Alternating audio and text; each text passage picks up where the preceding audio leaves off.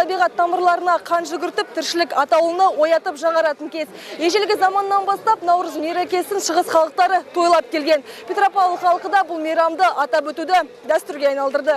Достық алаңына жиналған қауымды алғашқылардың бірі болып өңір басшысы Ерік Сұлтанов құттықтады. Ардақты ағайын, тәуелсіз халқымыз бірлігі мен татулығы нығайып, еліміздің көк байрағы биіктерден көрінсін. Молшылық пен ырыстың мерекесі Наурыз мейрамы әр отбасына қуаныш пен молшылық әкелсін. Ұлыстың ұлы күні құтты болсын. Биыл Наурыз мейрамын солтүстік шаһардың тұрғындары ерекше атап өтті. Бір шаңырақ астында жиналған ұлттардың дәстүрлі әндері шырқалып, ұлттық тағамдар дайындалды. Сондай-ақ жиналған қауымның көтеріңкі көңіл күйін облыстық өнер ұжымдары одан әрі қыздыра түсті.